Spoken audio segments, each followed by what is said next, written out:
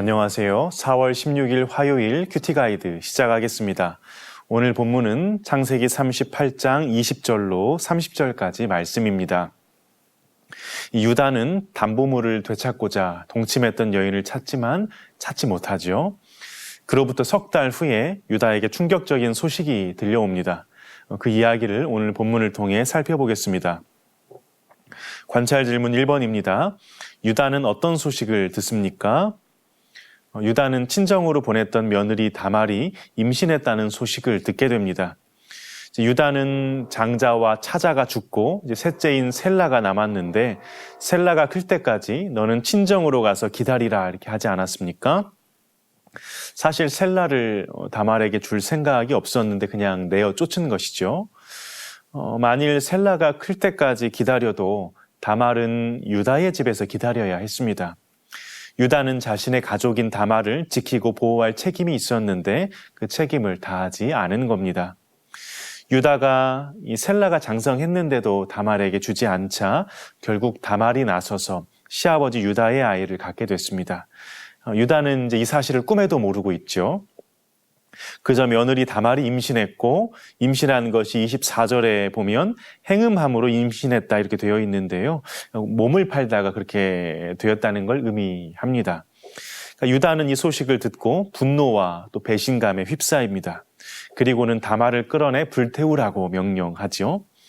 비록 다말이 친정에 가 있기는 하지만 아직 시아버지 유다의 통치 아래에 있었기 때문에 이런 명령을 내린 겁니다.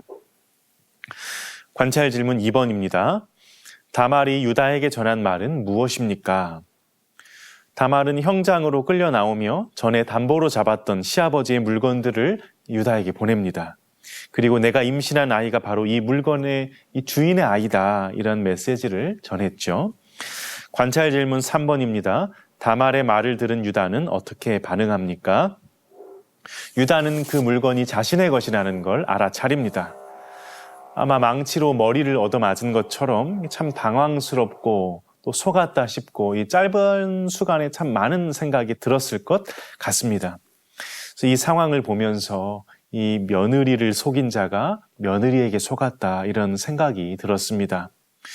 유다는 그가 나보다 옳도다. 내가 그를 내 아들 셀라에게 주지 아니하였습니다. 이렇게 이야기를 합니다. 이 다말의 행위는 그녀가 음란해서 저지른 일이 아닙니다.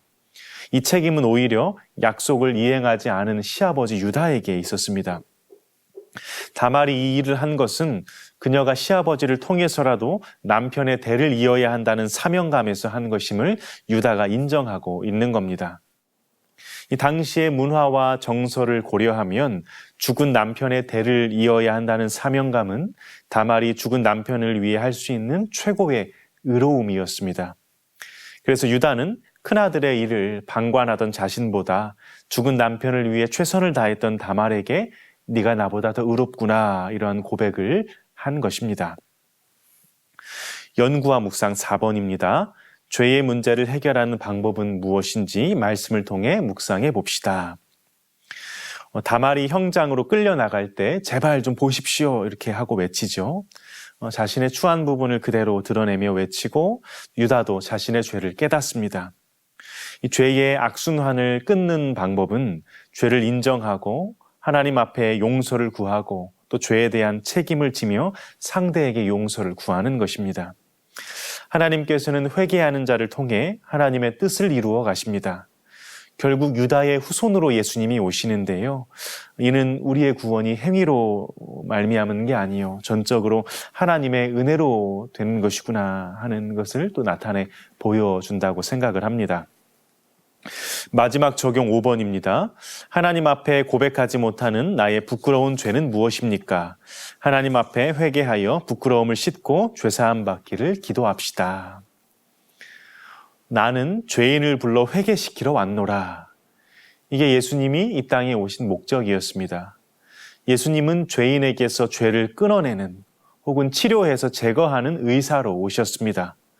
그런데 스스로 건강하다고 여기는 사람에게 의사가 필요 없는 것처럼 예수님은 스스로 나는 의인이다 생각하는 자들에게는 별로 의미가 없습니다.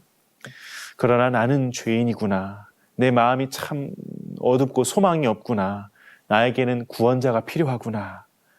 알고 고백하는 자에게 예수님은 절대적인 존재입니다. 예수님은 우리의 죄를 보게 하시고 우리가 하나님 앞에 아무것도 내세울 것 없는 죄인임을 깨닫게 하십니다. 나는 다른 사람들보다 선하고 의롭다고 생각했는데 나름 덕을 베풀며 살았으니까 괜찮다 생각했는데 그것으로는 하나님 앞에 의롭다 여김받을 수 없다는 걸 알게 하십니다. 내가 죄인임을 자각하는 그 순간부터 예수님은 우리를 치료하십니다. 예수님은 우리의 죄를 직면하게 하셔서 지금까지 내가 붙들어온 나의 방식의 의의를 허무시고 예수님으로 말미암은 의로 서게 하시는 분입니다. 이게 예수님이 베푸시는 치료의 방법이고 또 방향입니다. 혹 아직 하나님 앞에 꺼내놓지 못한 연약함 혹은 문제가 있으십니까? 하나님의 백성인 우리들에게 주어진 특권이 있습니다. 그것은 지금 우리가 죄에 빠져 있다 하더라도 언제든지 회개하고 다시 시작할 수 있다는 겁니다. 우리 아버지 되시는 하나님은 항상 우리를 애타게 기다리고 계십니다. 우리가 잘못했다고 문을 닫아버리시거나 이렇게 팽개치는 게 아니고 한쪽 문을 열어놓고 우리가 돌아오기를 늘 기다리고 계십니다. 이 탕자의 비유에서 탕자가 그렇게 아버지를 떠나 악을 행하고 자기 마음대로 행하고 이 반거지가 되어서야 뉘우치고 아버지께 돌아왔을 때 그럼에도 아버지는 신을 벗고 뛰어나가서 기쁨으로 껴안고 맞이해 주시죠. 100번을 말해도 돌아온 건 참 잘하는 것이지만 하나님께 돌아오는 건 빠르면 빠를수록 좋고 지혜로운 일입니다. 우리의 숨이 다하기 전에 너무 늦기 전에 주님과의 관계를 회복하고 주님과 가장 가까운 사이가 되는 그 복을 받아 누리시기를 간절히 소망합니다.